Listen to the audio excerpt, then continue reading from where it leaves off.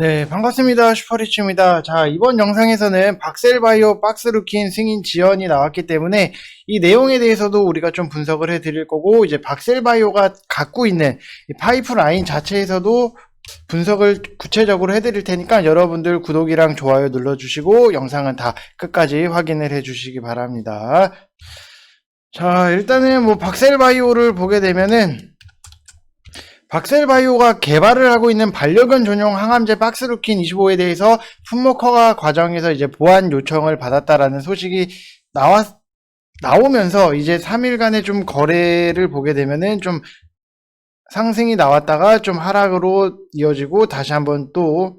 오늘 살짝 올라가고 있다라고 보시면 될 것 같아요. 이와 관련해서 이제 뭐 생산시설 변경에 따른 안전성 시험이라든지 뭐 비교 동등성 시험 자료에 대한 추가 제출을 좀 요구를 받았고, 그 다음에 뭐 효능이나 제조 공정 자체에서 대한 뭐 지적 사항이 아니기 때문에 좀 더 우리가 관심을 갖고 길게 볼 필요성은 있다라고 보시면 될 것 같아요. 자, 그래서 뭐 2018년도부터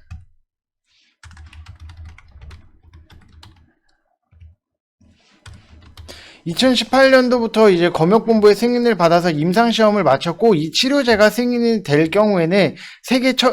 최초로 이제 반려동물 암치료제가 된다라는 점에서 관심이 굉장히 많이 쏠렸던 부분, 특히나 요즘은 이제 반려동물에 대해서 관심 자체가 많이 높아지고 있고 가족같이 생각을 하시는 분들도 굉장히 많아지고 있기 때문에 좀 이거에 대해서 관심이 많이 쏠릴 수밖에 없었다라고 보시면 될 것 같습니다. 자, 그래서 뭐 박셀바이오가 지금 뭐 수치를 다시 점검해야 하는 뭐 작업이라서 구체적인 일정 자체는 예상을 하기는 어렵지만 최대한 신속하게 보완을 마치겠다라고 했기 때문에 좀 그래도 시간이 어느 정도는 걸리지만은 이게 끝난 게 아니다라고 보시면 될 것 같아요. 그래서 좀 시간적인 부분은 분명히 필요하다라고 말씀을 드리고 싶고, 이 박셀바이오가 박스루킨보다도 좀 관심을 갖고 있는 게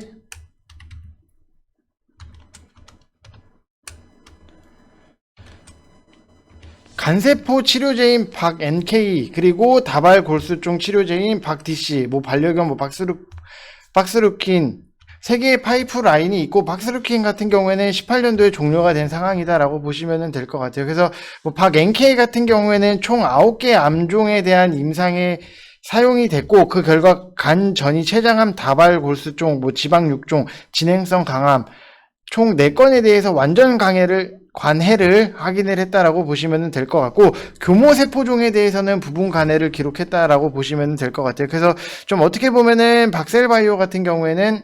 이 박NK가 작년에 뭐 발표가 됐는데 현재 박셀바이오 파이프라인은 임상 이상을 진행을 하고 있고, 일상에서 너무나도 놀라운 결과가 나왔기 때문에 좀 큰 상승이 나오고, 처음에는 좀 관심이 없다가 이게 점점 이슈가 되면서 좀 크게 올라갔다라고 보시면 될 것 같아요. 뭐 11명의 약물을 투여를 했는데 그 중에 4명이 완전 관해라는 결과가 나왔기 때문에 이 4명이라는 수치가 어떻게 보면은 뭐야 4명? 11명 중에 4명이면 너무 적은 거 아닌가라고 생각은 하실 수 있는데, 11명 중에 4명이다라고 하는 거는 일상에서 11명 중에 4명이다? 이거는 어마어마한 수치다라고 보시면 될 것 같아요. 이 수치가 신라젠이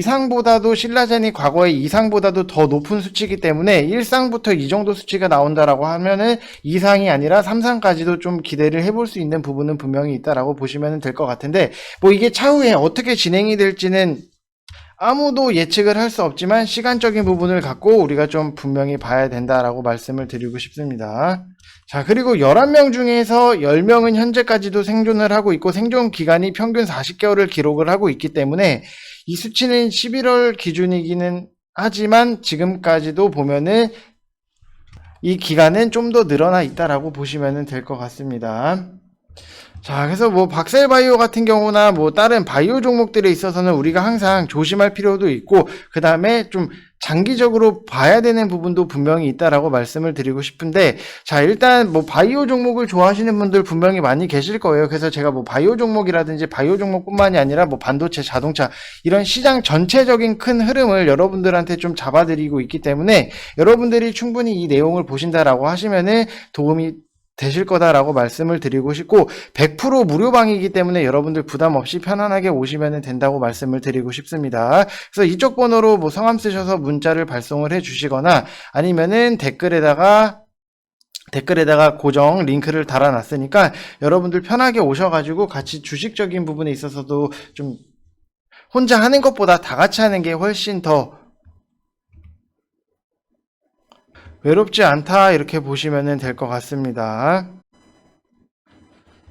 자, 그래서 일단은 뭐 이렇게 진행을 하고 있고, 다시 좀 박셀바이오에 대해서 다시 이어서 얘기를 해드리면은,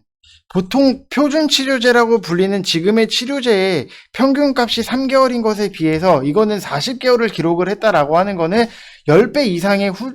10배 이상 위로 도는 좀 수치이기 때문에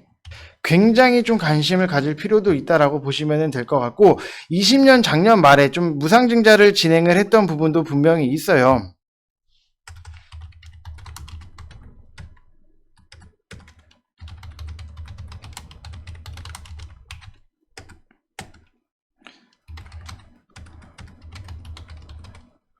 이 무상증자를 발표를 하면서 주가 상승폭을 더 끌어올렸는데, 무상증자는 보통 시장에서 여러분들 호재로 보는 경향이 크죠. 왜냐면은 무상증자를 했다라는 거는 그만큼 회사 자체에 좀 돈이 있으니까 주주들한테 나눠준다라고 보시면 될 것 같고, 이런 부분도 분명히 있었는데 누구나 다 쉽게 알 수 있는 임상에 대한 지금까지 나온 데이터나 무증이랑은 좀 별개로, 나무보다는 우리가 전체적인 숲을 보는 게 굉장히 중요하다. 결국에는 여러분들이 뭐 지금 당장에 위에 계셔서 지금 너무 힘들어 죽겠다라고 하시는 분들 분명히 계실 거예요. 이 위에 계신 분들은. 그래도 이 회사 자체를 큰 그림을 그려 나가면서 좀 나무보다는 숲을 봐야 된다라고 말씀을 드리고 싶고, 이 제약주의 임상 그리고 무상증자 같은 경우에는 우리가 투자 판단에 있어서 뭐 통제를 할 수 있는 변수가 아니기 때문에, 뭐 박셀바이오 같은 경우에는 임상이 지금 뭐 현재 2상 중에 있기는 하지만 3상도 아니고 2상 중인데, 적어도 3상이 통과가 되고 시판이 되어서 기업의 이익으로 찍히려면은 굉장히 오랜 시간이 걸릴 수 있다라고 보시면 될 것 같아요. 그래서 항상 좀 짧게 보는 것보다도 좀 박셀바이오는 좀 크게 넓게 숲을 봐야 된다라고 말씀을 드리고 싶고, 뭐 당연히 임상 중에 라이센스 아웃이 성사가 된다면은 기업의 이익으로 좀 전환이 되는 시기는 매우 빠르겠지만, 지금 뭐 뉴스들을 보면은 빨라야 올해 아니면은 내년쯤에 가능할 거라고 보여지는 부분은 있는데, 이것도 뭐 확실하지는 않아요. 확실하지는 않지만 그래도 이 회사가 계속해서 좀 발전을 하고 있다라고 보시면 될 것 같아요. 그래서 지금까지 뭐 내용들을 살펴보면은 박셀바이오 임상을 좀 의심을 하거나 뭐 절망적인 부분은 전혀 아니다라고 말씀을 드리고 싶고, 이 치료제가 좀 빨리 성공을 해서 이제는 좀 암으로 고통받는 환자들을 치료를 하고, 이제는 좀 우리도 암으로부터 위험성을 좀 빨리 떨쳐냈으면 좋겠다라고 생각을 하고 있습니다.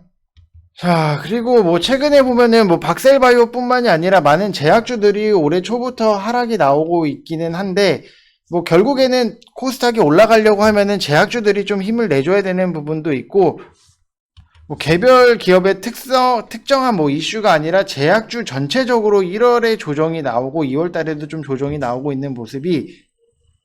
상승률이 굉장히 컸기 때문에 당연히 상승률이 빠르고 큰 만큼 좀 내려오는 하락폭도 좀 커질 수밖에 없다라고 생각을 하시면 될 것 같습니다. 자, 그래서 뭐 박셀바이오나 뭐 제약주들 같은 경우에도 전체적인 숲을 보고 본다라고 해서 나무들 좀 개별적으로 올라가는 것들을 무시하는 게 아니라, 박셀바이오가 바다를 건너가는데 이제 터보 엔진을 장착을 해서 이렇게 뭐 출발을 했어요. 이런 식으로 이렇게 출발을 했다라고 하면은, 지금은 조금 악풍을 만나서 좀 빠졌다가 다시 한번 이제 엔진이 고장나니까 천천히 손으로 노를 저어서 좀 바다를 건너가고 있다라고 보시면 될 것 같아요. 그래서 단기적인 것보다도 좀 길게 볼 필요성은 분명히 있다라고 말씀을 드리고 싶습니다. 자, 그리고 제약주 같은 경우에는 이제 성장주의 좀 끝판왕이다라고 보시면 될 것 같은데, 성장주라고 하면은 원래 가치에 포함이 되어 있는 개념인데, 가치주를 평가를 할 때 기업의 자산이라든지 아니면은 지금의 이익, 그리고 앞으로 얼마나 더 벌 수 있는가, 이거에 대한 좀 숫자적인 부분에서 나와야 되는데, 앞으로 더 얼마나 벌 수 있을 것인가, 이 부분이 성장이라고 보시면 될 것 같은데, 여기에 특화된 기업들이 성장주라고 보시면 될 것 같아요. 근데 왜 제약주가 끝판왕이냐라고 하면은, 제약주는 임상이 통과가 되거나 라이센스 아웃이 되기 전까지는 대부분의 적자예요. 그래서 전혀 이익이 없다가 뭐 성공을 하면은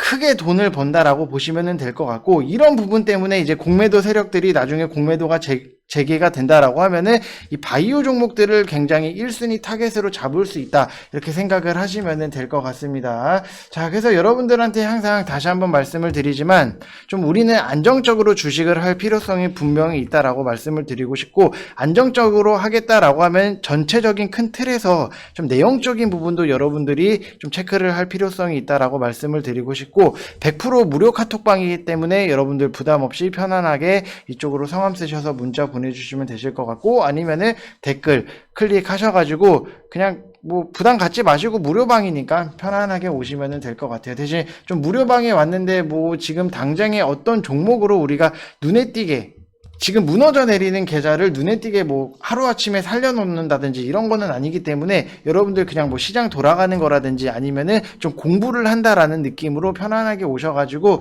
좀 안정적인 좀 주식에 대해서 여러분들이 좀 몸소 느끼시면은 조금이라도 더 도움은 되실 거다라고 말씀을 드리고 싶습니다. 자, 그래서 이번 영상은 여기서 마치겠고요. 여러분들 항상 구독이랑 좋아요 눌러주시고, 영상 끝까지 봐주신 분들 다시 한번 감사의 말씀 드리고 싶습니다. 자, 이상 영상 마치겠습니다. 감사합니다.